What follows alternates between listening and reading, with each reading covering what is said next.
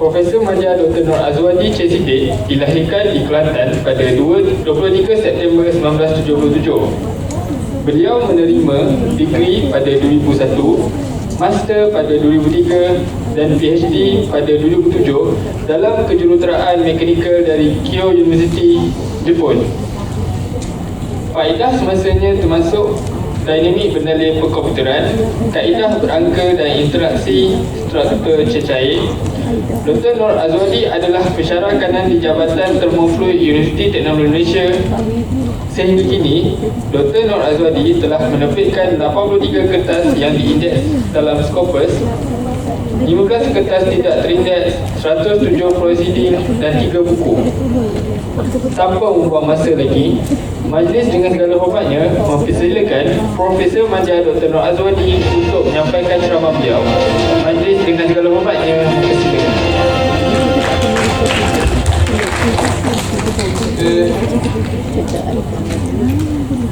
Bismillahirrahmanirrahim. Terima kasih saudara pengurusi majlis. Bismillahirrahmanirrahim. Alhamdulillahirrahmanirrahim. Wassalatu wassalamu ala ashrafil anbiya wal mursalin wa ala alihi wa sahbihi ajma'in. Alright, okay. So, terima kasih sekali lagi saya ucapkan pada semua yang sudi hadir hari ini, dan juga terima kasih saya ucapkan pada MPWS kerana sudi menjemput lah. Alright. So, saya tak nak buang masa sebab masa yang diberikan pada saya terlalu sedikit, terlalu singkat sebenarnya. Okey, jadi task ataupun tanggungjawab yang diberikan pada saya petang ini ialah saya nak guide how to write paper, how to write articles, okey, untuk diterbitkan di jurnal peringkat tinggi ya. So itu saya punya task pada petang ini. Dan saya rasakan kebanyakan yang datang hari ini ialah pelajar postgraduate kan? Ada yang bukan postgraduate ataupun yang bercita-cita ingin sambung belajar kan? So ataupun yang dah graduate adalah seorang dua yang dah graduate. Okey, pensyarah ada pensyarah. Okey, pensyarah pun ada seorang dua kan. Okey. Tapi kebanyakannya saya rasakan yang datang pada hari ini ialah nak tengok dulu macam mana kehidupan seorang postgraduate kan, ataupun baru je join master ataupun baru je join PhD. Okey. So macam-macam kena buat kan. Masa sebelum nak join tu tak terfikir pun macam-macam kena buat, tapi bila dah join barulah rasa keperitan hidup sebagai seorang master ataupun PhD. Okey, tak apa. Jadi sebelum kita teruskan sedikit, saya perkenalkan diri saya. Mungkin ada yang kenal, mungkin ramai yang tak kenal. Okey, saya Nur Azwadi, Cik Siddiq Nur Azwadi. Sekarang ni MPWS tak update kot saya punya bio. Sekarang ni saya bertugas di Malaysia Japan International Institute of Technology di UTM Kuala Lumpur. Baru 2 tahun berpindah daripada UTM Skudai. Okay, so sekarang ni bertugas sebagai Timbalan Dekan Akademik yang menjaga hal ehwal akademik, postgraduate dan juga undergraduate lah. Okay, so pelbagai cerita berkenaan dengan postgraduate ni di tempat saya, terutamanya di Kuala Lumpur. Okay, dia macam-macam, tak apa. Dan setakat ini saya dah menerbitkan sebanyak 309 artikel di Scopus, 309 di Scopus, dan total kalau campur Scopus, campur non-index, campur proceeding, ada lebih kurang 600 ke 700 artikel lah sepanjang mula buat PhD sehingga sekarang. Okay, saya buat PhD bermula 2004. Okay, 2004 buat PhD, 2007 graduate dan sehingga sekarang lah. Okay, dah H-index ini saya ambil pagi tadi 31 dan total citation 2,900. Itu tak banyak sebenarnya kalau dibandingkan dengan yang hebat-hebat. Banyak lagi yang hebat di Malaysia yang sepatutnya dijadikan idol lah. Okay, so setiap orang mesti ada idol dia. Siapa dia? Kita punya idola. Okay, dalam bidang penerbitan. Okey. Dan tengok macam mana dia menulis, macam mana dia menerbitkan artikel. Okay, so saya bagi tips sedikit lah macam mana saya menulis, setiap hari macam mana menulis. Setahun paling banyak saya boleh terbitkan 21 Q1 Q1 artikel. So itu yang paling banyak lah. 2 tahun lepas 2 tahun lepas. Sekarang ni dah semakin menurun, sebabnya dah ada jawatan lain dia bagi. Okay, jadi tak apalah, ada alasan lah untuk tersebut. Alright, so ini yang saya akan share macam mana nak menulis dengan cepat. Sebab everyone mesti menulis untuk graduate. Okay, so hasil daripada penulisan ini award yang tertinggi lah yang saya pernah dapat. Okay, award tertinggi di mana pada tahun lepas 2018 Malaysia Research Star Award lah. Malaysia Research Star Award kategori Young Researcher. Okay, kategori umur bawah 40. Okay, yang banyak menerbitkan artikel berimpak tinggi di Malaysia. Okay, so pada tahun lepas ada 2 orang yang dapat. Okay, 2 orang dapat. 2 daripada UTM, 2 daripada Universiti di Malaysia. Okay, so tahun ni tak dapat sebab umur saya dah lebih 40. Okay, jadi saya ingat ke dapat lagi, tapi umurnya dah tak dapat lah. Okay, so itu anugerah tertinggi lah yang pernah saya dapat. Okay, alright, seterusnya kita pergi kepada kenapa kita kena menulis. Okay, everyone tahu kenapa nak menulis, kerana nak graduate kan. Okay, kerana nak graduate. Okay, kalau sebelum join master, sebelum join research, tak tahu pun untuk graduate ini perlu ada penerbitan.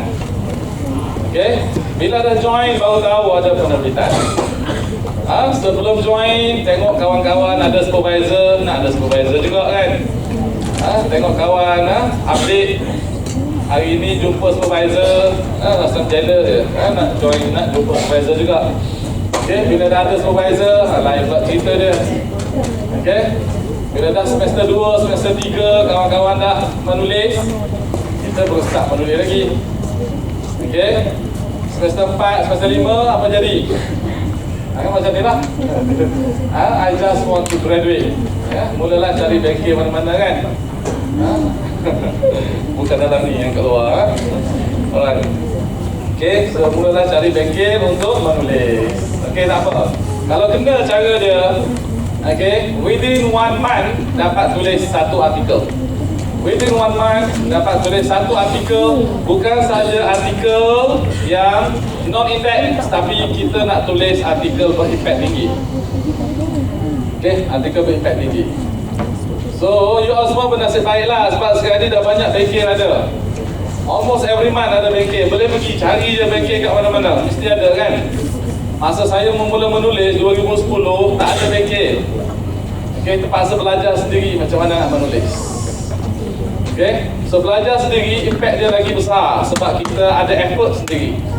Kita belajar daripada orang yang dah menulis macam mana ayat yang dia guna, macam mana teknik penulisan, dan itulah yang saya buat. Okay, so daripada saya cakap tadi di mana setahun dapat terbit 21 Q1 tu, lebih separuh saya tulis sendiri. Sebab tu saya boleh explain balik macam mana nak menulis. Mungkin orang lain, lecturer lain pun ada juga penerbitan tapi ditulis oleh pelajar dia. Student dia menulis. Tapi kes saya tulis sendiri. Saya tulis ayat dia, saya cari sendiri. Okay, so hari ni dalam masa yang terbatas ini, okay, saya akan explain macam mana nak menerbitkan ataupun nak menulis di jurnal berimpact tinggi. Apa maksud berimpact tinggi? Berimpact tinggi ini kalau boleh Web of Science ataupun ISI, ataupun lagi bagus Q1 or Q2. Kita nak Q1 or Q2 saja, kita dah tak main lah. Scopus gila-gila. Kita tak main apa, non-index journal ataupun conference. Kalau boleh kita target, okay, Q1 or Q2. Alright. Okay, saya terus pergi graduate requirement. Okay, selain daripada, okay, mungkin ada yang kena attend kelas kan. Okay, ada tulis tesis, ada viva, Dan salah satu daripada graduation requirement ialah writing journal paper. Okay? So everyone kena tahu berapa journal paper yang perlu dihasilkan untuk graduate. Semua orang tahu tak? Bidang masing-masing lah, universiti masing-masing. Okay? Tahu tak macam mana? Saya tunjuk di UTM lah. Di UTM UTM kalau master mesti ada satu artikel. Okay? Artikel tak kira lah indeks ataupun tak berindeks, mesti ada satu artikel. Itu UTM. Okay? Kalau PhD, sekurang-kurangnya satu artikel berindeks.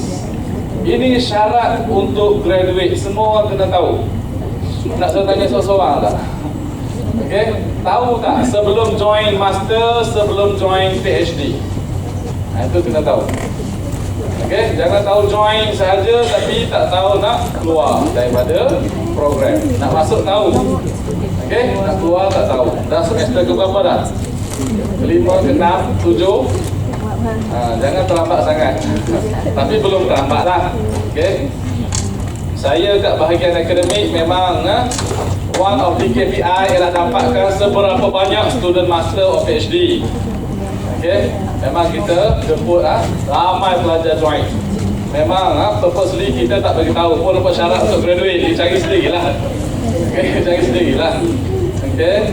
Sebabnya kalau kita beritahu awal-awal kita nak join master PhD.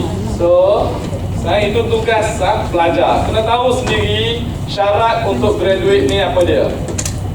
Okay? Once kita dah tahu syarat nak graduate, kita dah tahu hala tuju sebagai seorang master ataupun PhD. Kalau tidak, kita masih terkampai lagi. Even orang bercakap pasal Scopus, kita masih octopus lagi kat dapur. Mungkin. Okay, tak tahu apa itu Scopus. Okay, so kita kena tahu apa itu indeks. Apa itu indeks? Okay, setiap universiti definition of index itu berbeza. Okay, definition of index itu berbeza. Tetapi indeks yang di-recognize by Ministry of Education ialah Scopus ataupun ISI, dua sahaja. Ada setengah universiti dia juga recognize Google Scholar Index. Dia juga recognize ERA Index. Tapi kita kena semak universiti masing-masing apa definition of index. Okay? Kalau kat UN, Universiti Malaya, tanya supervisor, dia tak cakap benda lain, dia kata ISI sahaja. Okay? ISI, itu UN. Okay? UN. Kalau UTM, kita ambil Scopus ataupun ISI.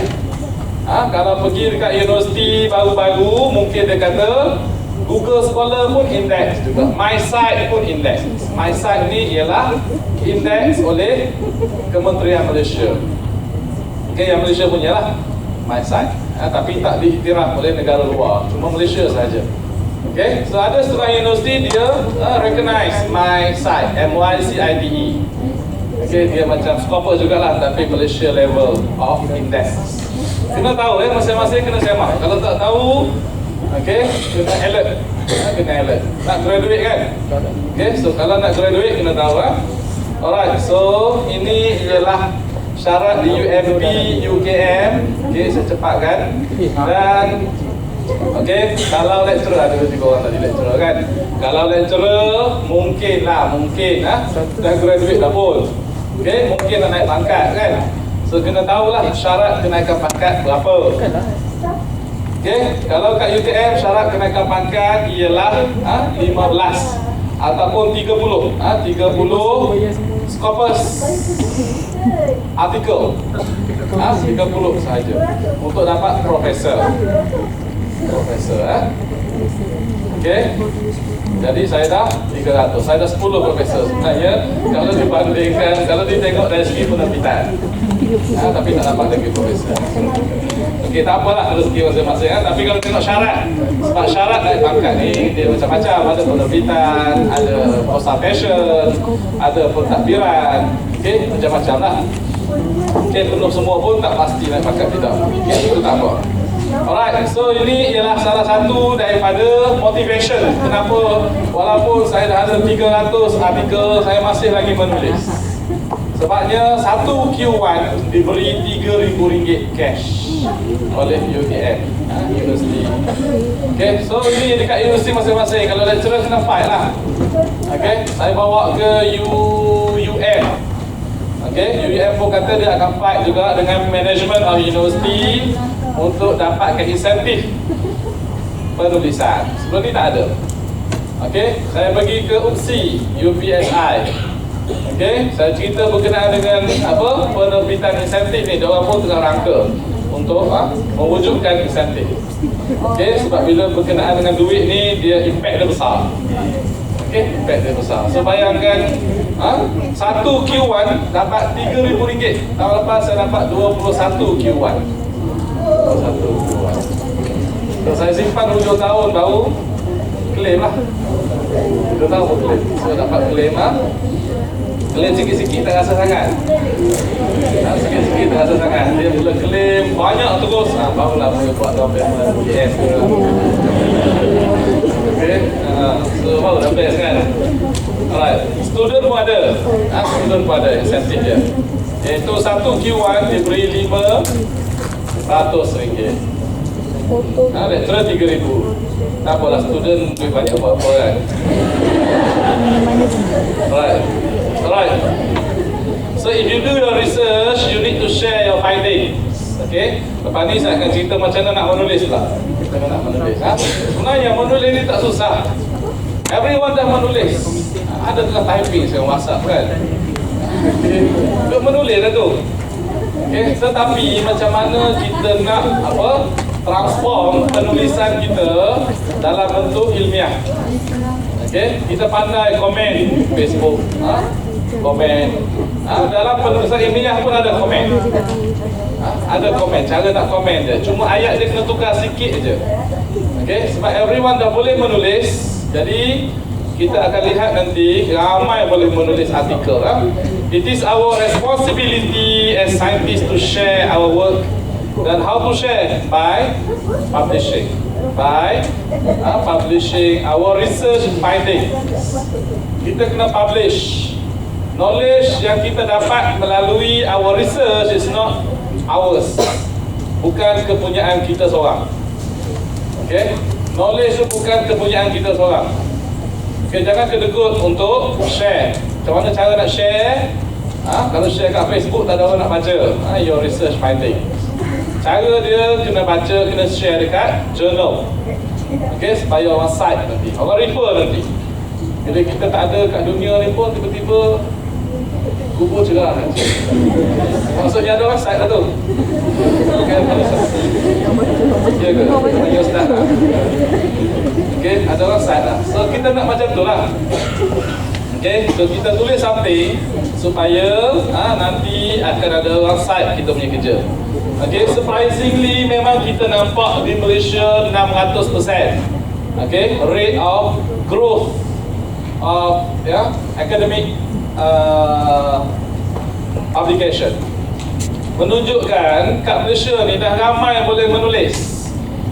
Okay, dah ramai orang tulis daripada Facebook, daripada WhatsApp kepada artikel. Dah ada, dah trend tu dah nampak dah. Okay, tetapi kenapa ranking kita tak nak naik? Ranking universiti naik pun satu tangga, dua tangga, lambat sangat. Kerana publication kita ni lebih tertumpu kepada conference. Ramai yang pergi conference.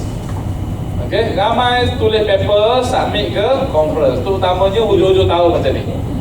Okay, sebab sekarang ni musim cuti sekolah. Okay, so pelajar postgraduate ataupun lecturer sendiri ambil kesempatan lah. Saya sambil nak berjalan, so dia carilah conference kat mana-mana.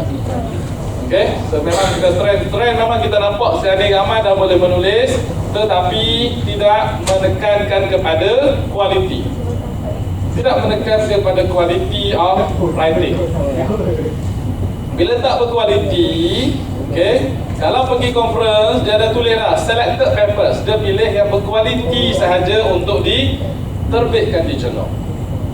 Okay, jadi disebabkan kurang berkualiti, okay, so that's why kita punya universiti lambat untuk naik ranking ke atas lah. Alright, so ini di Malaysia, ni sama jugalah. Dia rate ini, kadar peningkatan dia menunjukkan bahawa di Malaysia dibandingkan dengan negara-negara lain, kita banyak penulisan kita yang paling tinggi sekali. Okay, paling tinggi sekali. Bermula 2010, sebab 2010 ini ataupun 2008 2010 kot, kementerian memperkenalkan research university. Bila ada research university, semua universiti dia ada KPI dia, kena ada penulisan. Sebab tu dia nampak penulisan semakin bertambah lah. Alright, saya terus pergi kepada jenis penulisan.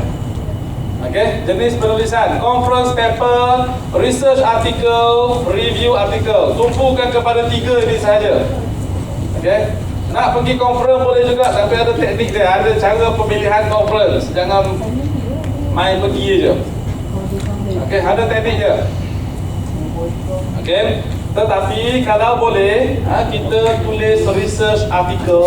Sebab kalau conference dia tak hantar paper kita, rugilah. Kita ada result yang bagus, kita boleh menulis, tetapi diterbitkan di conference proceeding sahaja. Conference proceeding ni jarang orang cite. Kalau boleh, researcher yang hebat tu dia tak nak cite artikel daripada conference, tapi rugi, kita ada result yang bagus. Okey, kalau boleh kita hantar kepada journal, direct pada journal. Ada juga conference dia collaborate dengan journal.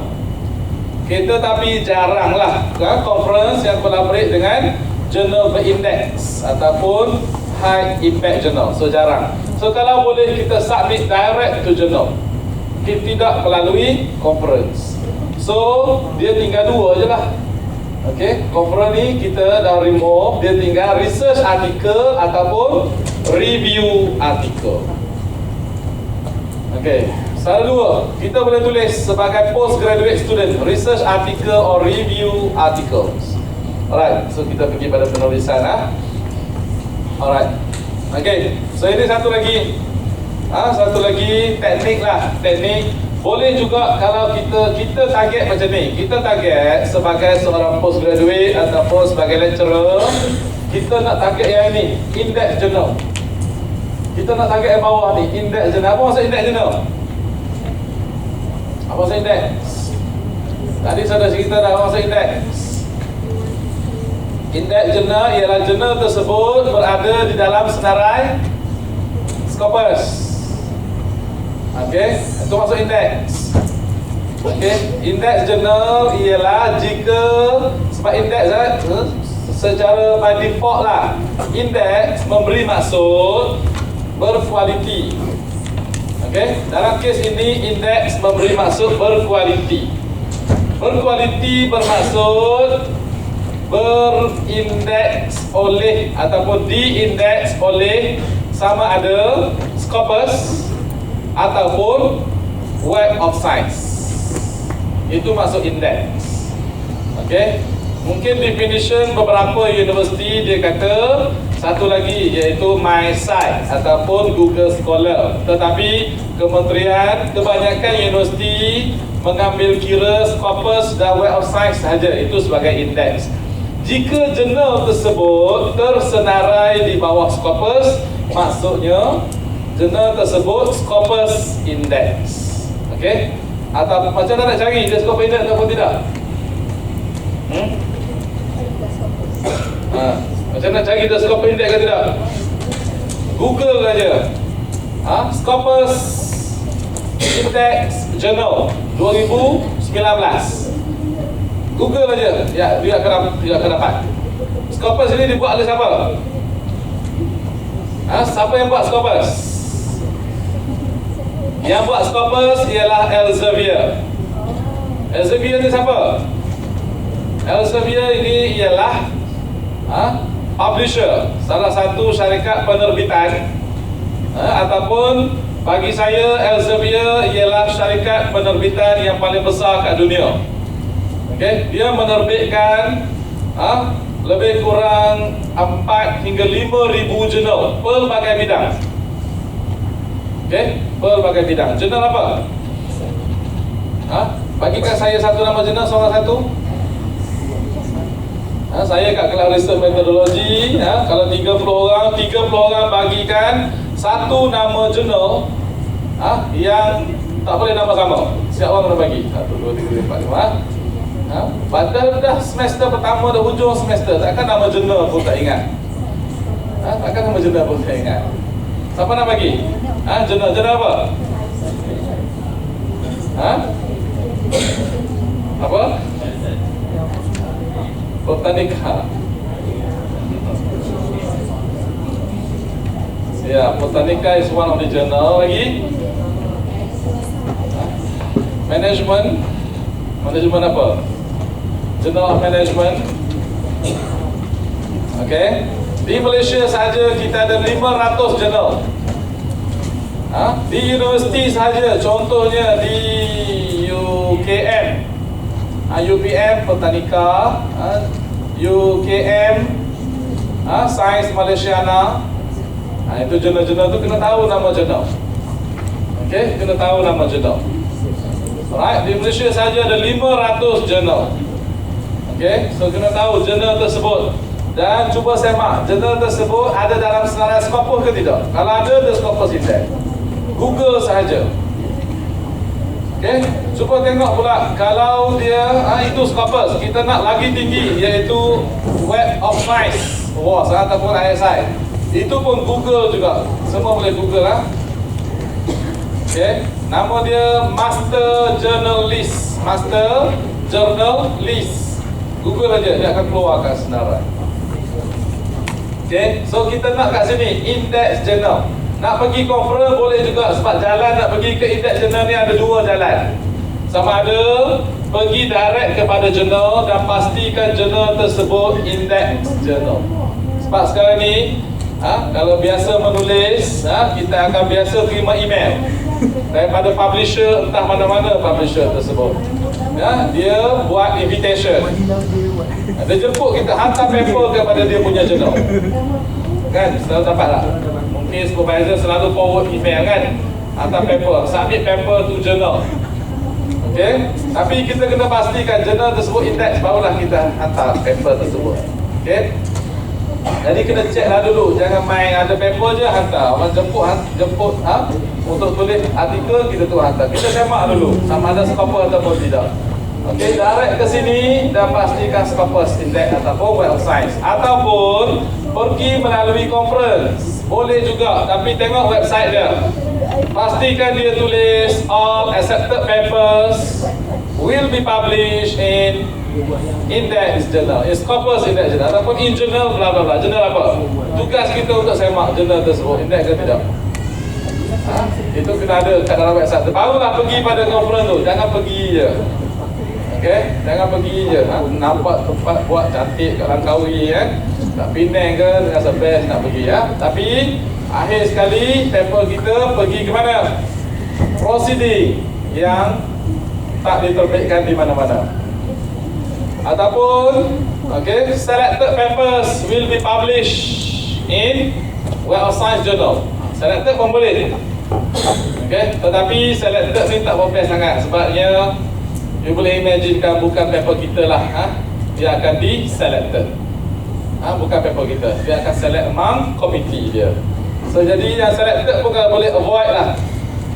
All accepted papers will be published in journal. So pergi ke situ. Barulah pergi conference ni. Kalau tidak, dia pergi ke atas. Non-index proceeding. Index proceeding boleh juga, tetapi mungkin tak boleh untuk graduate. Alright. So, what is index? Index ni macam-macam index kat dunia ni ada. Dia claim jurnal ini berindeks. Tetapi index oleh siapa? Index oleh Google Scholar. Index oleh ProQuest. Index oleh macam-macam DOAJ. Tetapi itu bukan index yang di-recognize oleh university untuk graduate. Jadi yang di-recognize ni cuma 2 sahaja, Web of Science ataupun Scopus lah kebiasaannya. So itu kena tahu Ini ialah schedule, okay, untuk graduate on time. Graduate on time. Tengok kita semester ke berapa sekarang ni? Semester ke berapa? 1. Okey lah, tak ada paper lagi, boleh diterima lah. Masa baru semester 1. Semester 2, at least dah ada review article. At least dah ada review article. Semester 2, kalau master by research, kalau kat tempat saya dah kena buat proposal defense. Ada setengah universiti tiap semester kena ada proposal defense kan. Tapi di UTM semester kedua dah ada proposal defense. Nak defense your proposal, you dah kena buat literature review. Okay. Biasa kalau saya jadi panel, pertama sekali saya tanya berapa banyak paper dah baca. Berapa banyak paper dah baca. Okay. Kita tengok kat reference. PhD student buat proposal defense. Proposal cuma ada berapa reference? Kalau kurang 30, kita kata datang present sekali lagi. Okay. Takkan 2 semester, 3 semester reference baru ada 30. Okay. So tak cukup lah. Sebabnya okay, kalau you dah buat comprehensive literature review, kita boleh tulis review article. Okay, kita boleh tulis review article. Semester 2 dah boleh tulis review article. Dah boleh submit to high impact journal. Okay, impact factor 10. Review renewable sustainability review. Bidang saya lah. Okay, ada impact factor 5, 6. Okay, kita submit review paper. Okay, sebabnya saya rasa kebanyakan universiti review paper yang kita tulis itu boleh dijadikan bab literature review untuk tesis. Boleh guna, tak perlu ubah apa pun tak apa. Okay, so semester 2 kena ada review article. Nanti kita belajar macam mana nak tulis review article. Nak tulis review article ni kena banyak membaca. Saya tahu everyone banyak baca kan. Okay, jadi kita boleh tulis literature review. Minimum satu semester kena baca 40-50 artikel. Okay, minimum kena baca. Baru boleh tulis review artikel. Nanti saya ajar macam mana nak membaca. Dia ada teknik dia. Sebab saya ajar kelas research methodology. Okay, kelas research methodology itu kita ajar macam mana nak membaca, macam mana nak menulis, macam mana nak dapatkan artikel, macam mana nak cari research gap. Okay, so itu dalam kelas research methodology lah yang kita ajar macam mana nak menulis review article. So kalau PhD semester 2 ni dah ada review article. So ikut yang ini, insyaAllah kita akan dapat graduate online. Okay, macam mana nak membaca? Siapa yang semester 1 atau semester 2, teknik membaca dia ialah baca abstrak sahaja. Sem 1, Sem 2 jangan baca metodologi. Jangan baca results, nanti pening kepala kan. Sebab baru Sem 1, belum faham sangat lagi pun. Okay, belum faham lagi apa yang supervisor cakap. Okay, belum faham lagi apa yang kawan-kawan kita yang senior dah buat. Okay, jadi saya punya advice, Sem 1, Sem 2 baca abstrak sahaja untuk semua artikel. Kerana apa? Dalam abstrak ada pelbagai info. Ada introduction, ada objektif, ada metodologi, ada results, ada conclusion. Okay, ada 5 elemen dalam abstrak. Baca abstrak sahaja pun dah okey. Okay, satu hari boleh baca 5-6 abstrak saya rasa. Okay, satu hari 5-6 abstrak boleh baca tak? Boleh. Artikel memang tak dapat kan? Satu hari pun tak dapat atau tidak kan? Abstrak boleh. Okay, jangan cakap tak boleh. Okay, so boleh ya. Abstrak satu hari mungkin 5-6. Okay, kalau 5-6, okay, darab dengan sebulan berapa? Okay, minimum lah 2 abstrak satu hari kan. Okay, so darab 30, let's say dah 60 lah abstrak sahaja. Okay, so banyak dapat baca sebenarnya. Itu teknik dia. Sem 1, Sem 2 jangan baca metodologi. Okay, jangan baca result and discussion. Kita tak expert lagi dalam bidang.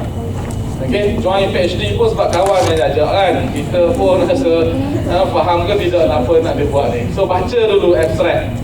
Okay, dan selepas baca abstract tersebut, buat macam ni. Organize your reading. Okay, buat macam ni. Okay, ini saya buat untuk pelajar saya untuk one semester 1 dah dapat publish in high impact journal. Dia buat review paper. Okay, dengan membaca abstrak sahaja. Okay, baca nak dapatkan artikel. Pergi kat mana nak dapatkan artikel? Scopus pun boleh lagi. Google Scholar, kalau boleh avoid Google Scholar. Google Scholar ni whatever yang dia boleh Google, dia akan bagi you baca. So ada yang berkualiti, ada yang tak berkualiti. So kalau boleh jangan pakai Google Scholar. Pakailah apa? Scopus. Mungkin Scopus kat rumah tak boleh, kat rumah dah tukar. Jadi Octopus tadi kan. So okeylah. So kalau masuk melalui library mungkin boleh Octopus. Mungkin boleh Scopus. Okey. Selain daripada Scopus, kita pergi kepada Science Direct. Science Direct. Pernah pergi Science Direct? Jangan cakap tak pernah. Dah semester 2 Science Direct pun tak tahu lagi. Beratlah macam tu. Okay, ScienceDirect.com. Science Direct tu apa?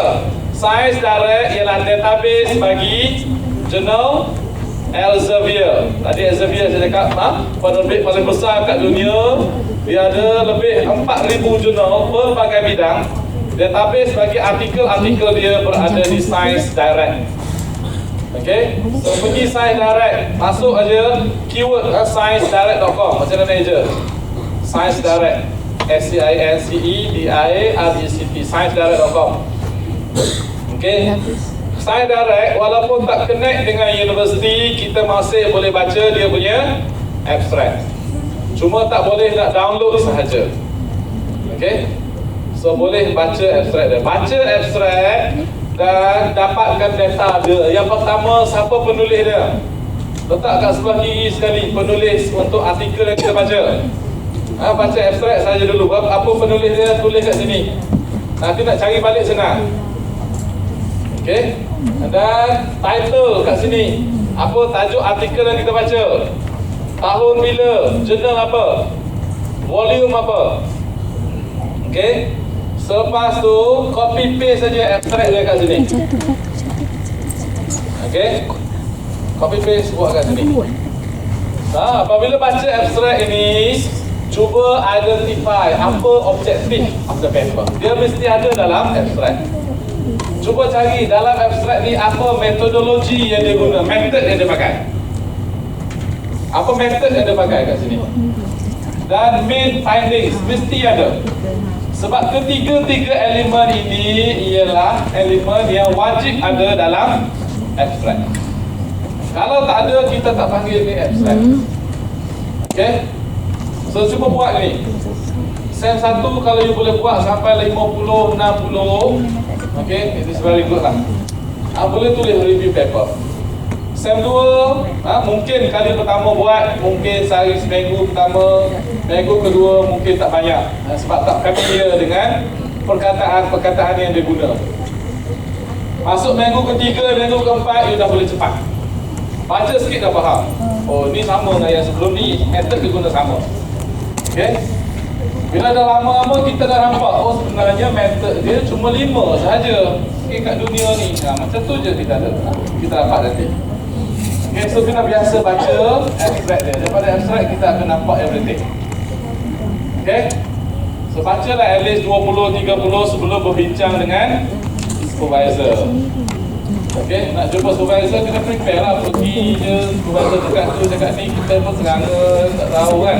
Cuba pergi, kita pun cakap, oh ni paper ni Pak Zaman ni buat ni kan. Okay, so kita pun cerita paper kedua ni buat ni kan.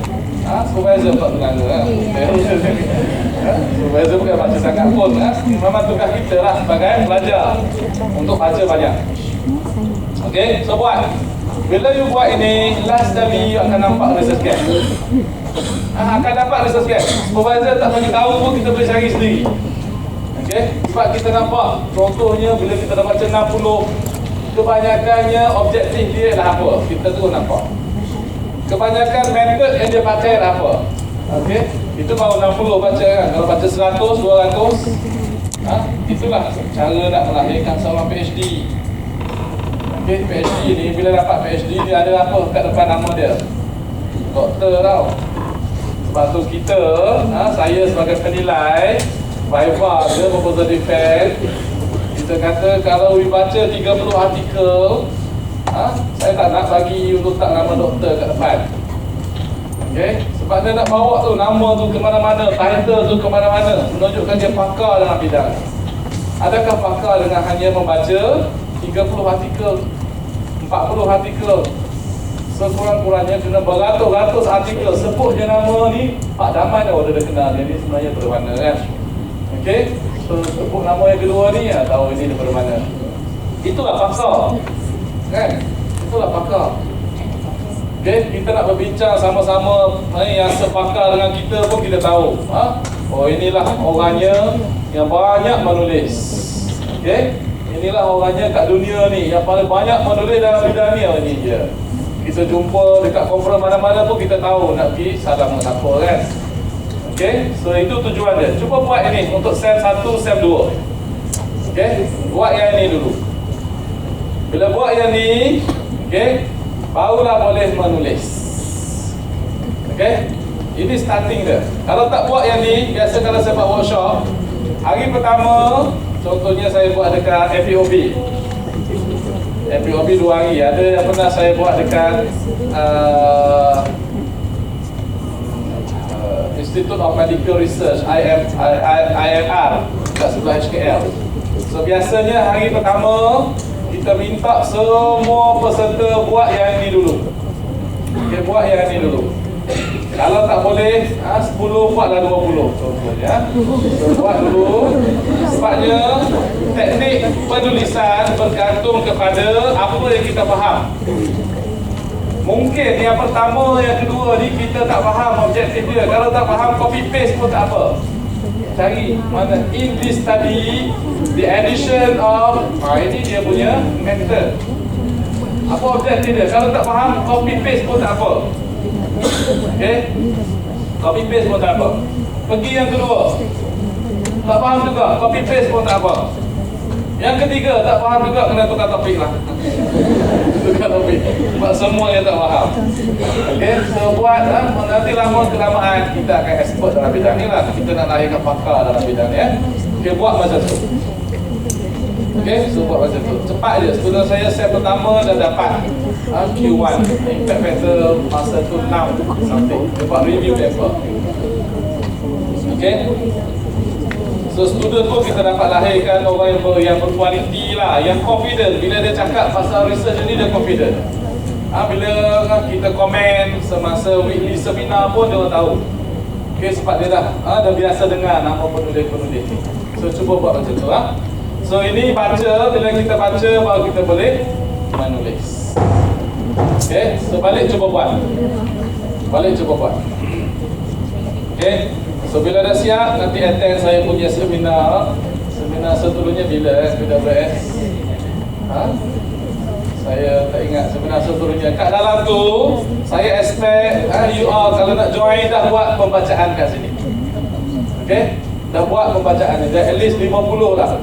50 abstract dah buat. Dan attend seminar, saya akan ajar macam mana nak menulis pula.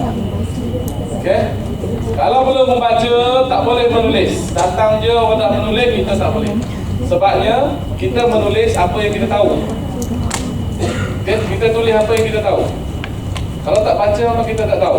Wahyu pertama pun bacalah dulu. Bacalah dulu. Bukan tulislah, baca dulu. Okay, alright, so ini perbezaan antara research and review article. Okay, research and review article. Alright, saya sekarang fokus kepada penulisan saya sendiri. Personally, saya fokus kepada penulisan review article. Okay, sebab nak dapatkan research findings dia ambil masa. nak order barang, nak buat research, mungkin nak buat survey, okay? Mungkin kena buat interview, mungkin ambil lama masa. Jadi, tetapi saya kena ada banyak paper, sebulan kena ada satu paper. Jadi sebulan satu, macam mana cara dia, saya menulis review paper. Okay, saya menulis review paper. Dan kita dapati penulisan review paper ni impact dia sangat-sangat tinggi. Yang pertama tadi saya tunjuk ni impact dia. Ini ialah number of citation. Number of citation. Jumlah orang yang cite saya punya paper. Jadi apabila saya mula menulis, sebelum ni 2012, 2013 menulis biasa-biasalah, menulis research paper. Ada result tulis, tapi lambat.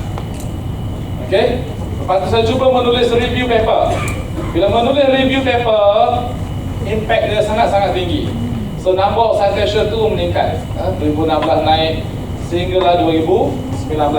Tahun ni dah dekat 1400. Ataupun ini tahun pertama saya dapat citation lebih pada 1000 setahun. Sebelum ni tak dapat 1000, tahun ni dah dapat 1000 setahun lah.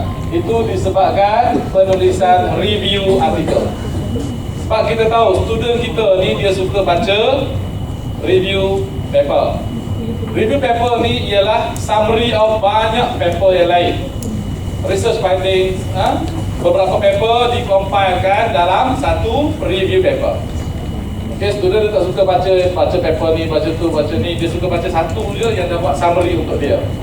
Okay, so itu yang saya buat. Saya dah buat dan citation dia memang meningkat. Sebab tu dapat award tu. Sebab tu dapat award dia ni. Alright, seterusnya sikitlah saya ajar macam mana nak menulis. Ini dah buat, ini dah buat. Kena buat, wajib buat lah. Kalau student saya kata once you join saya punya research group, ini yang pertama sekali buat. Okay, ini pertama sekali buat. Okay, setiap bulan saya akan tanya berapa banyak dah abstract dah baca. Okay, tunjuk bukti. So ini dah siap. Okay, kita nak discuss dengan pelajar pun happy lah, student pun dah tahu macam-macam. So senang kita nak buat discussion. Once dah siap reading, kita dah boleh menulis research article or review article. Review article kalau lihat kat sini tak ada result. Literature review, lepas tu conclusion.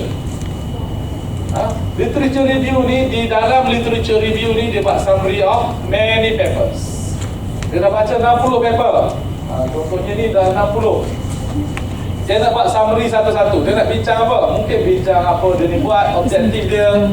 Mungkin bincang method dia. Mungkin bincang findings. Macam mana cara nak bincang? Kat sini lah kita buat dalam discussion of literature review. Okay, lagi banyak lagi bagus. Lagi banyak lagi bagus. Kalau ada 200 reference, itu senang aja diterima di Web of Science, high impact journal. Okay, so ini saya akan bagi slide ni, jangan risau, saya akan bagi slide. Okay, so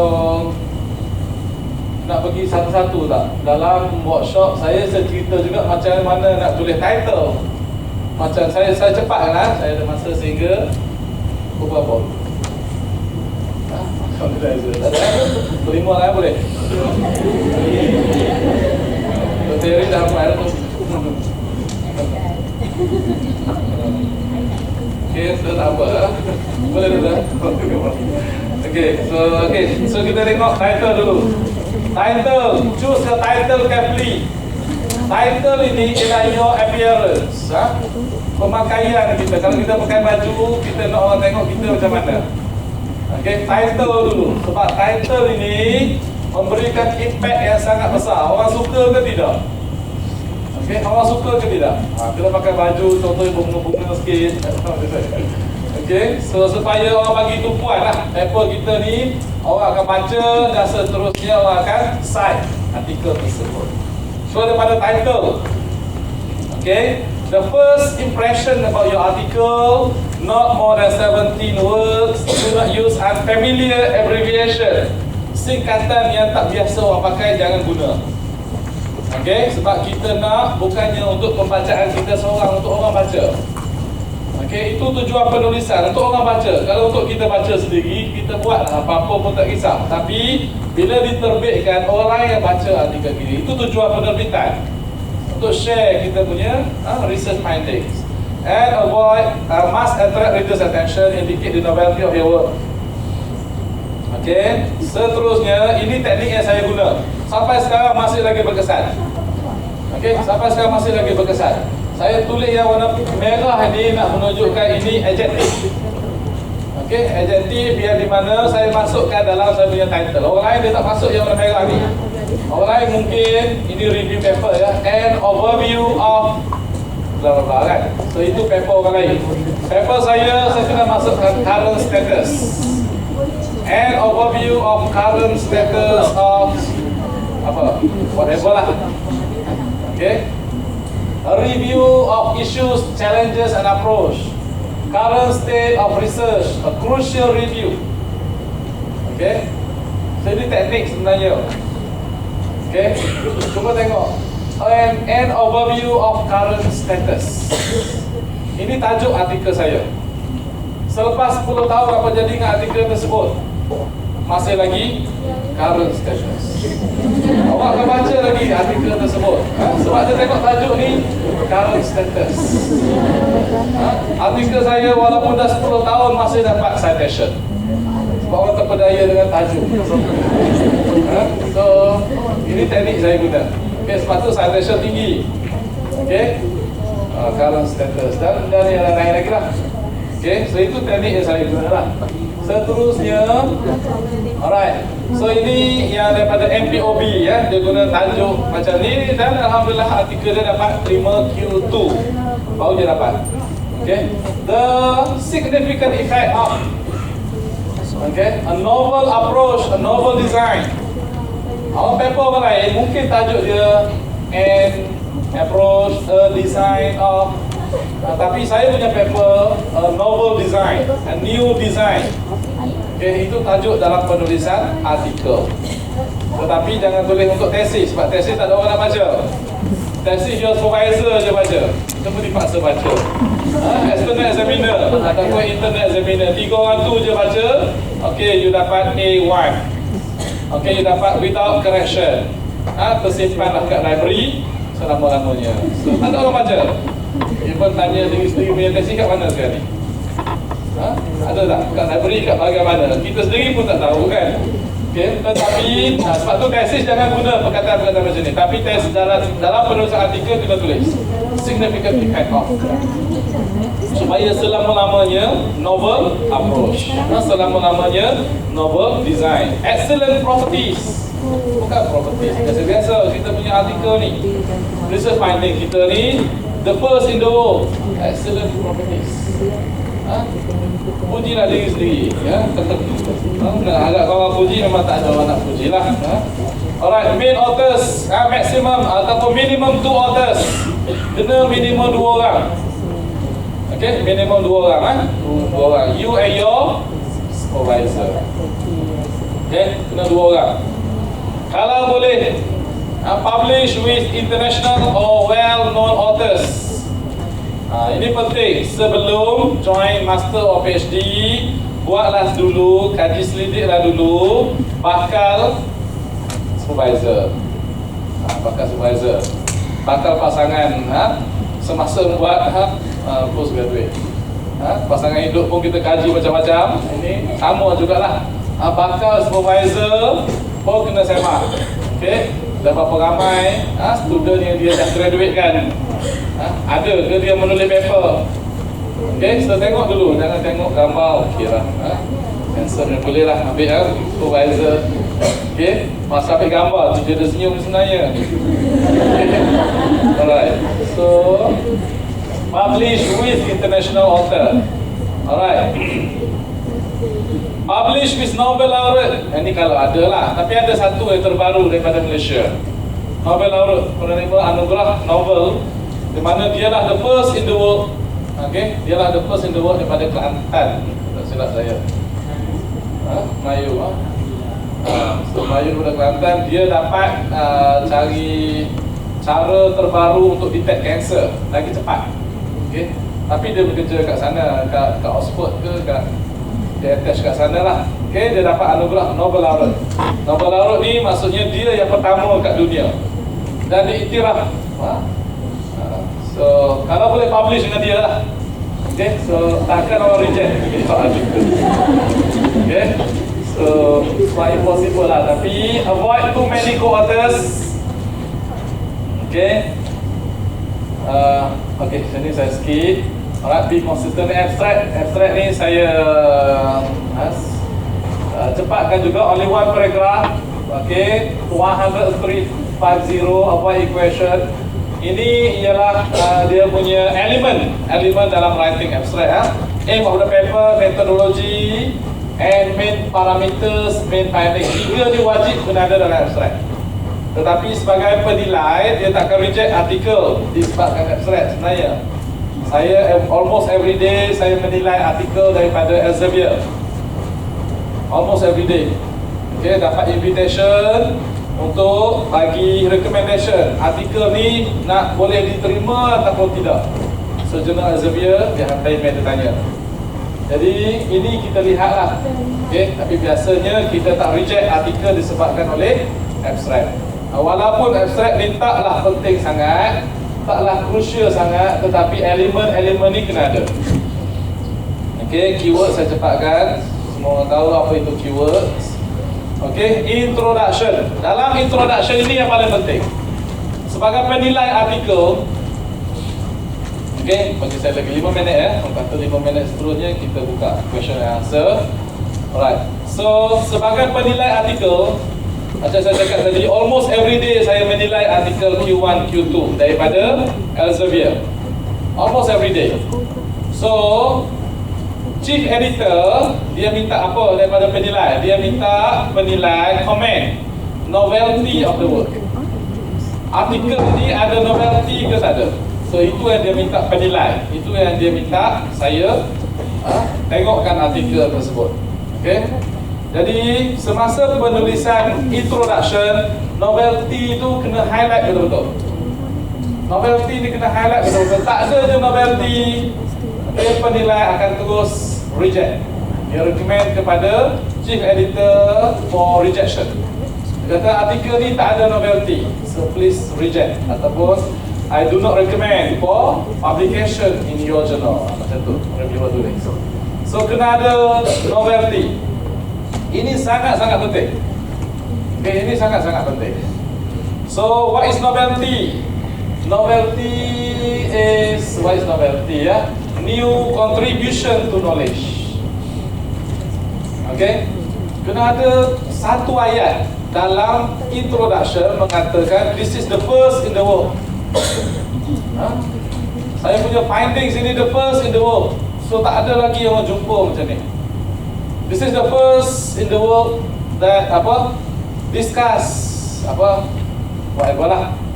Okay, this is the first equation. Okay, so kalau you propose equation lah, you kena cakap benda macam tu dalam penulisan artikel. That is the novelty, new contribution. Okay, sebab paper dia kena ada new contribution. Without new contribution, so no novelty lah. So kena ada new contribution. Okay, and statement of problem plus research gap. Okay, statement of problem nak fail kan? Statement of problem plus research gap. Okay, seterusnya ialah research gap ni ialah no previous studies. No previous studies. Kita nak cakap I am the first in the world who propose this equation. Tapi itu terlampau, apa kita panggil? Apa kita panggil tu? Terlampau sangatlah. Okay, kita tak nak macam tu. Okay, kita tak nak cakap I am the first in the world. Okay, kita cakap no previous studies. Maksud dia sama lah, tak ada orang buat lagi kan. Ataupun kita kata kita yang the first yang buat, sama juga maksud dia. Tapi bila kita katakan nobody has done this research, okay, dia lagi macam lembut sikit ayat dia tu. Okay, and new contribution to knowledge. Apa what's new in your paper? Itu yang kita nak lihat. Itu penilai cari. Dalam kat mana benda ni mesti berada? Benda ini mesti berada di dalam di dalam last paragraph of introduction. Dalam introduction you tulis apa? Dalam introduction start with research background. Lepas tu cerita sikit literature review. Ataupun cerita semua literature review, and then last paragraph cerita what is research gap dan new contribution to knowledge. Research gap no. Ini ayat-ayat yang kita cari, yang penilai cari. Ini yang penilai cari. Ayat tersebut yang menceritakan bahawa research gap today surprisingly, masuk elemen surprise sikit, supaya penilai dia baca pun dia pun surprise. So atas ni sebelum ini last paragraph last paragraph of intro. Sebelum last paragraph ni you cerita literature review kan. Bila dah cerita literature review, surprisingly act has not yet been scientifically studied. Itu masuk research gap. Tak ada orang buat lagi. Ataupun maksud dia sama lah, I'm the first in the world. Sama ke maksud tu? There is surprising paucity of studies. Ataupun nak cari ayat lain pun boleh. Very few studies. Kita nak kata no studies, mungkin someone kat mana-mana dah buat kan, kita pun tak tahu. Kita beralaskan sikit. Very few studies have examined, have systematically evaluated the use of. Ini ayat-ayat yang penilai cari. Supaya penilai dia dengan happy-nya recommend to chief editor. Novelty is clearly stated in the paper. Ada. Kalau tak ada ayat ni, macam mana dia nak recommend untuk accept? So ini dalam bahasa Inggeris dah ada kan. Sebab kalau dalam bahasa, sebab saya pun bahasa Inggeris taklah berapa bagus sangat. Nak cari ayat ni, mungkin satu hari nak buat ayat ni kan. Tapi ini dah ada dah list dia. List dia dah ada. Jadi senang. Paper pertama saya guna ayat pertama, paper kedua ayat kedua. Bulan satu paper saya mesti keluar. Sebab ayat dah ada. Kalau tak suka ayat ni, saya bagi ayat lain. There is little published data, no previous study. The use of has not been investigated. Dah ada. So senang. Senang. Maksud saya senang menulis sekarang ni. Dan ini pun dah ada buku dia, saya bagi buku dia. Bukan buku, software pun ada. Nak tulis apa? Tulis macam kita tulis email ke, tulis WhatsApp ke, tulis sikit dah ada ayat belakang kan. Sama, ada software dia. Kita tulis there is no study, ada pun ada ayat kat belakang. Nak pilih ayat mana untuk menulis. Senang. Sebab banyak juga student kita paper dia kena reject because of English. Hantar paper pada jurnal kata, proofread your paper. And then resubmit to us, dia kata kan. So, kita guna ni. Apa software dia? Ada software dia di mana ini objektif pada paper. Kalau sebelum ni kita kata there is no published data on, lepas tu sambung, therefore this paper will focus on, dia ada ayat yang bersambung. Orang baca pun happy, dia pun nampak, this is research gap. Senang. So that's why artikel saya sekarang ni jarang orang reject sebab dah ada objektif ada paper. So no investigation has been made. Ini paper yang dah di-publish lah. Therefore the aim of this work is to analyse. Dia ada connection. So itu aja penulisan yang perlu kita buat. Kalau confront paper mungkin tak jumpa ni sebab confront you tulis je kan. Tapi dalam research article, bila submit to journal, kalau tak ada ayat-ayat macam ni, reviewer dia susah nak recommend untuk accept. Literature review ini saya skip sebab literature review ni ada 5 cara sebenarnya. Saya bagi slide ni nanti. Ada 5 cara. Dan penulisan literature review menunjukkan siapa kita sebenarnya. Undergraduate ke, postgraduate ke, PhD ke, penilai dia boleh nampak. Tapi sebab saya tak ada masa, okey, saya bagi dia ada 5 cara, boleh pilih nak guna mana satu. Alright. Ini be critical. Right. Ini semua ada dalam buku ya, dalam software. Nanti saya bagi software tersebut. Ini software dia. Ini software dia. Read and write. Google aja. Dia akan bagi trial version. Read and write. Ini software baru ni sebenarnya. Sebab saya pergi workshop sebelum ni pun saya tak tahu kewujudan software ni. Ada participant yang beritahu. Kita guna software ni. Okey. Ini ayat ini. Ini Google aja, Google Read and Write. Read and Write. Dia akan bagi trial version. Dia akan bagi trial version. Okey, kalau rasa berguna, boleh beli dengan saya rasa dekat Doctorate Support Group. You all join tak Doctorate Support Group? Facebook punya. Kena ada Facebook, masuk Doctorate Support Group, dalam tu macam-macam cerita ada. So one of the ini guna pergi pada website ini. Ini trial version.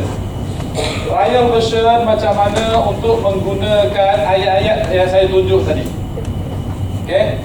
Ayat yang saya tunjuk tadi. Contohnya sekarang ni nak tulis research gap. You tulis research gap, dia pun bagi cadangan-cadangan ayat. You klik je ambil ayat ni, dah ada dah. You masuk je, slot in aja ayat sendiri kat tengah-tengah.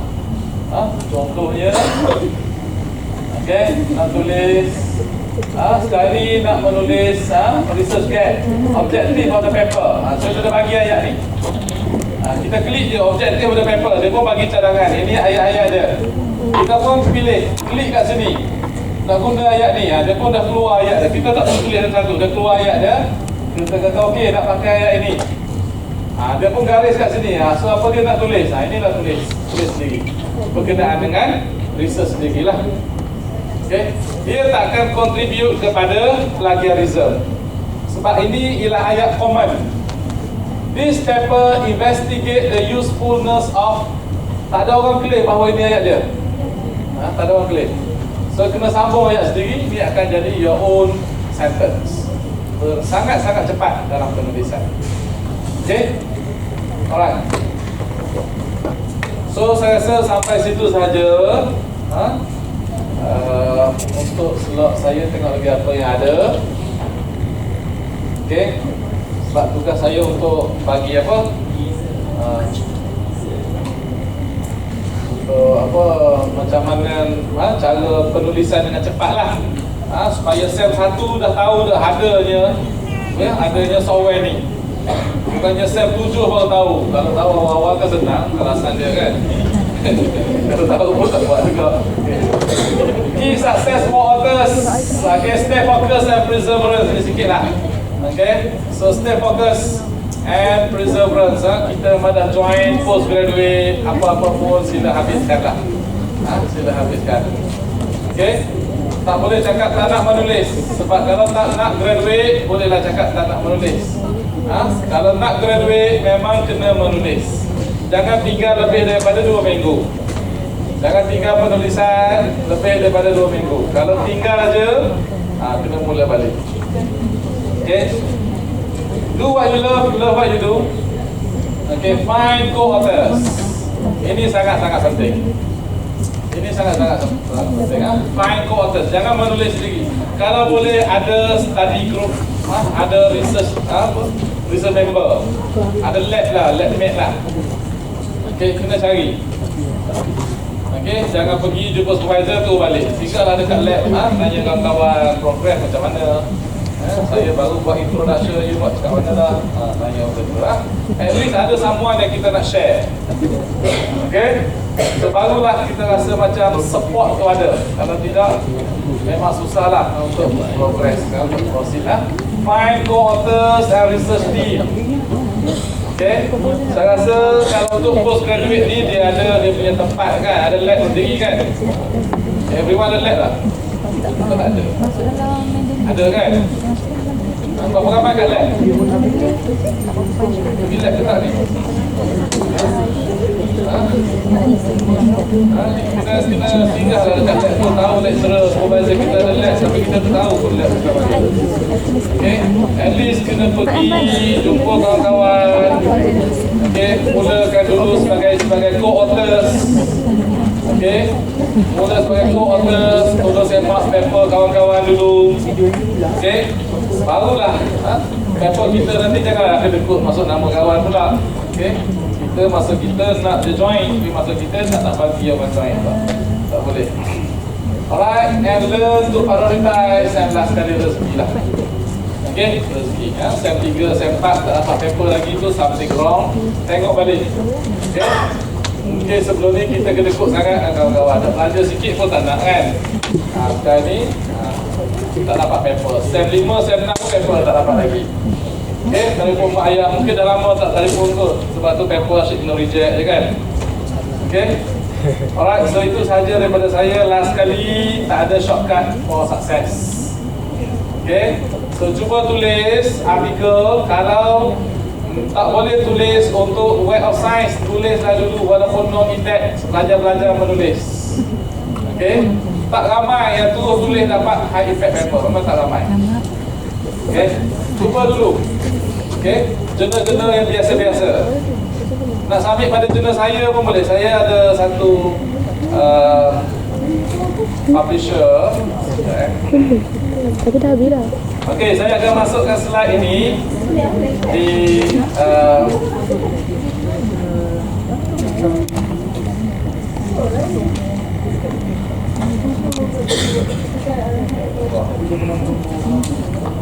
Okey, tak apalah. Saya bagi dia punya URL, iaitu pergi kepada www.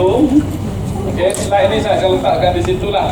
www.akademia baru, AKADEMIA baru, TARU, akademiabaru.com. Sambung. Okey. Ada internet kan boleh pergi kan, tengok dekat handphone. www.akademiabaru.com. Kat situ ada sebanyak 25 jurnal yang saya buat sendiri, saya usahakan sendiri. Ada jurnal yang index, ada yang non-index. Okay, jurnal saya sendiri, sebab masa saya mula menulis dulu, orang asyik reject jurnal saya. Mana asyik reject paper saya tak puas hati dia tu. Saya buat jurnal sendirilah. Ada orang nak reject paper saya lepas tu. Jurnal saya. Okay, saya sekarang ni ada 25 jurnal. 2 daripadanya dah Scopus. Daripada Scopusnya 1 insyaAllah akan masuk ISI tahun depan lah dia kata. Okay, dan yang lain lagi dalam proses lah, tapi non-index. Kat situ kalau nak cuba-cuba menulis, kalau takut nak hantar pada Scopus, takut nak hantar pada ISI Web of Science, ambillah kepada jurnal-jurnal dalam akademiabaru.com. Okay, kita cuba untuk tidak reject your artikel. Kita puji kau ni. So this is the best paper ever I read kan. Contohnya macam tu lah. You all happy menulis. Cuba bayangkan, the first paper kita tulis, reviewer kata ini macam undergraduate homework. Okay, lepas tu you tak akan menulis selamanya kan. Okay, so itu tujuan saya buat publishing company, buat journal. Kita nak puji supaya you rasa happy menulis. Okay, dan seterusnya. Alright. Jadi itu sahaja daripada saya. Okay, so teruskan menulis. Okay, so insyaAllah kita jumpa masa graduation day nanti kan. So ada soalan?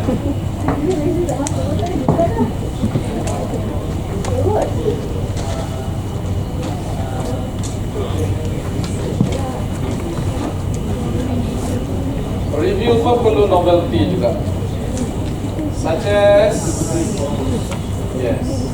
Kalau review, saya akan tulis dekat last paragraph. This is the first comprehensive review.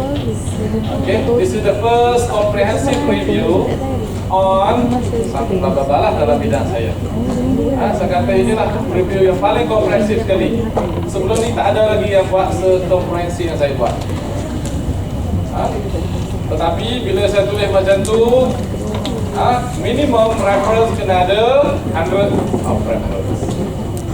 Tak boleh lah reference cuma 20. This is the first comprehensive review in the world. Dia tak jadi lah itu. Okay, so itu cara penulisan review paper. Okay, dan alhamdulillah review paper masih lagi dapat saudara dia.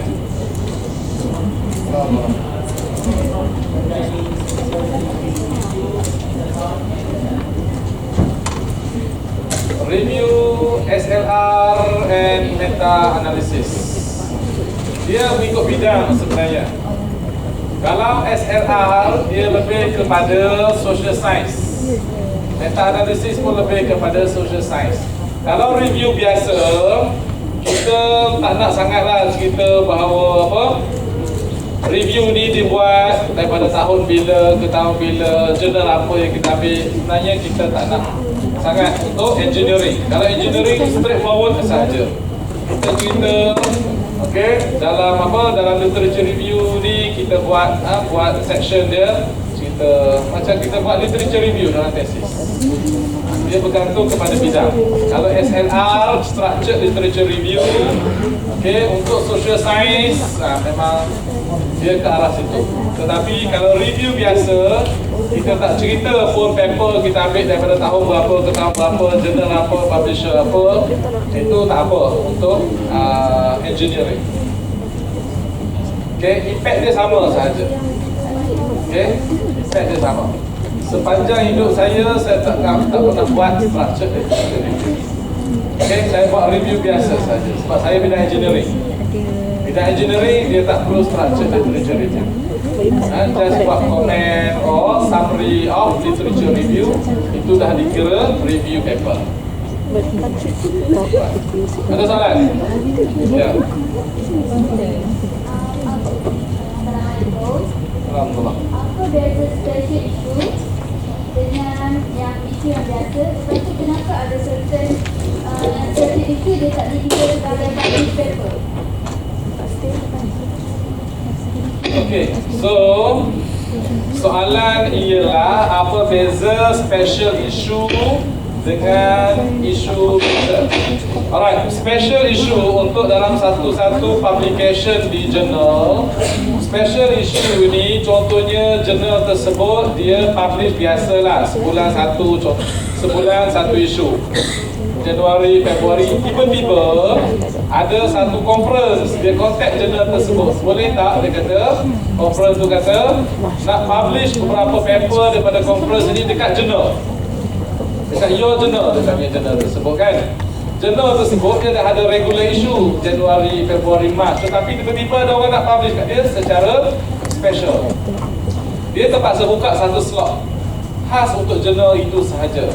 Okay, slot yang kebiasaannya bulan-bulan tu dah ada, tapi mungkin katakan bulan 3 dia terpaksa buka satu slot tambahan. Itu dipanggil sebagai special issue. Okay. Tetapi soalan yang kedua, kenapa special issue ni tak dikira dalam publication itu? Bagi saya, sepanjang pengetahuan saya lah, walaupun nama dia special issue, dia masih dikira sebagai penerbitan. Dia tidak ada perbezaan antara regular issue ataupun special issue. Dia sama saja. Dia sama. Tetapi kalau siapa yang manage journal, dia kena pandai lah. Kalau boleh, jangan namakan itu sebagai special issue. Okay? Dia walaupun conference, dia nak terbitkan dalam jurnal, jurnal manager tu dia ambil lah 2-3 paper masuk bulan Februari, 2-3 paper lain masuk dalam Mac. Jangan kumpulkan satu conference special issue untuk dia, sebab dia akan impact factor. Itu siapa journal editor lah, dia kena tahu lah. Okay? Tetapi okay, special issue dengan isu yang biasa tidak ada beza. Tidak ada beza, dia sama je. Jadi kalau ada yang mengatakan bahawa kita tidak recognize special issue, itu salah. Sebenarnya universiti dia recognize walaupun special issue ataupun regular issue. Okey. Ada soalan lain?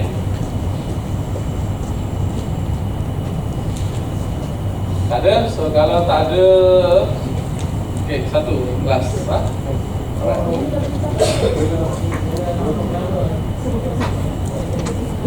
Bergantung. Okey, kalau soalannya ialah kalau nak submit kepada jurnal saya, berapa lama masa yang diperlukan untuk apabila mula submit nak dapat acceptance? Dia bergantung kepada penilai. Dia proses dia apabila sesuatu jurnal itu menerima submission, menerima paper daripada penulis. Okey, journal manager ataupun journal editor dia akan hantar artikel ini kepada expert untuk nilai. Dia nilai novelty tadilah. Okey, dia hantar kepada beberapa expert. So, jangka masa acceptance tu bergantung kepada penilai tersebut, cepat ataupun lambat dia buat kerja. Ada penilai ni dia macam-macam beragam. Dia kata okey dia akan nilai, tapi kita tunggu 5-6 bulan dia tak nilai-nilai. Chief editor tersebut. Dia bergantung kepada penilai. Ada penilai yang cepat. Dia kata okey dia boleh nilai, terus dia buat kerja. Itu cepatlah. Ada yang lambat. Kalau jurnal saya minimum pun paling cepat pun 3 minggu lah so far. 3 minggu. Paling lambat pun saya ingat 3 bulan atau 4 bulan. Okey, 3 bulan atau 4 bulan. Paling lambat lah. Sebab untuk jurnal saya hantar ramai reviewer. Saya hantar 10 reviewer. Daripada 10 penilai tersebut, mungkin yang betul-betul buat kerja mungkin 3 atau 4 orang. Jadi cuba bayangkan kalau jurnal tersebut, contoh jurnal universiti terutamanya, kenapa lambat? Kerana dia hantar pada penilaian sikit je, dia hantar 2-3 orang. Okey, diharapkan 3-3 ni buat kerja lah, tetapi 3-3 tu tak buat kerja. Lepas sebulan, terpaksa appoint orang lain. Terpaksa appoint yang lain, penilai lain. Tunggu lagi sebulan 2. Okey, tak dapat, orang tu pun tak buat kerja, terpaksa cari orang lain lagi. So itu sebab lama. Tapi apa yang saya buat, saya hantar cari 10 orang terus. Dapat 2 orang yang menilai pun dah okey. Sebab tu kita cepat sikit. Okey, jadi saya dah tak ada masa. Jadi last sekali, okey, teruskan menulis, dan insyaAllah kalau ada rezeki kita jumpa lagi. Jadi kalau ada apa-apa kekurangan, saya mohon maaf. Dan saya akhiri dengan wabillahi taufiq wal hidayah. Assalamualaikum warahmatullahi wabarakatuh.